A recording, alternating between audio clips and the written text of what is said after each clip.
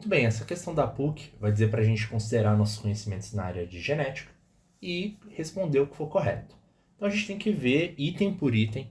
Então vamos começar pelo item E, ok? Esse item aqui diz que os fenótipos dos filhos são sempre intermediários dos fenótipos dos pais. E a gente sabe que alternativas que fazem afirmações muito categóricas, sempre, nunca, tendem a ser complicadas. Então é bom a gente sempre desconfiar.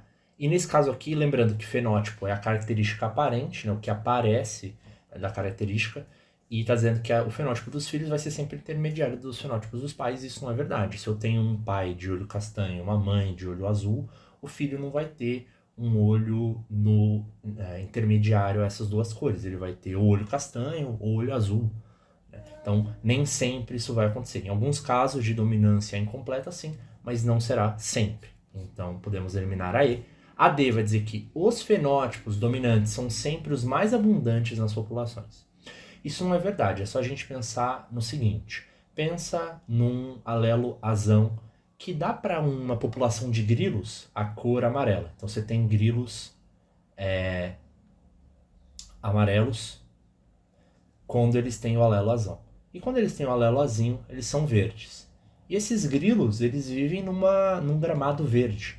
Então pensa, qual característica, qual fenótipo que vai ser favorecido? O fenótipo amarelo ou o fenótipo verde, se eles vivem nesse gramado verde? Vai ser o fenótipo verde, porque eles vão estar naturalmente camuflados. Então a tendência é que eu tenha mais grilos verdes, azinho, azinho, do que grilos amarelos, azão, azão ou azão, azinho. Então, nem sempre o fenótipo dominante vai estar em maior abundância, tá? De novo, aqui a palavra sempre, que é bem complicada, né? Então, você pode eliminar.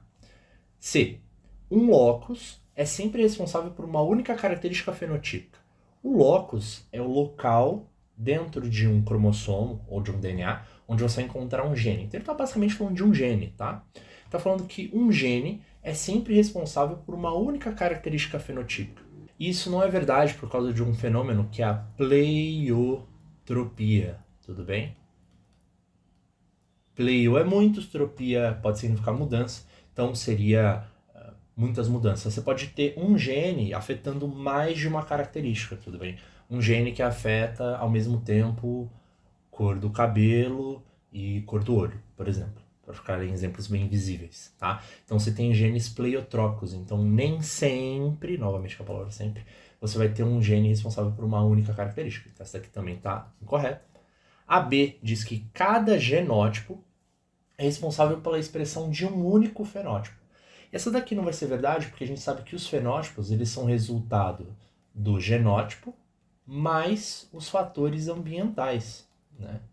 Então, o exemplo claro disso são gêmeos idênticos, que têm o mesmo genótipo sempre, só que podem ser diferentes, né? Pode um ser mais alto, outro mais baixo, um ter um tom de pele mais escuro do que o outro, etc, etc, etc. Então, a alimentação, os fatores ambientais no qual aquele organismo está exposto também vão influenciar seu genótipo. Então, nem sempre o mesmo genótipo vai influenciar, né, unicamente aquela característica. Então, o único aqui é o problema. Então, a gente fica aqui com A. Indivíduos com genótipos diferentes podem apresentar o mesmo fenótipo. Bom, se a gente puxar aquele exemplo do grilo novamente, eu posso ter um grilo azão-azão ou azão-azinho. São genótipos diferentes, mas em ambos os casos eles serão amarelos, ou seja, vão ter o mesmo fenótipo.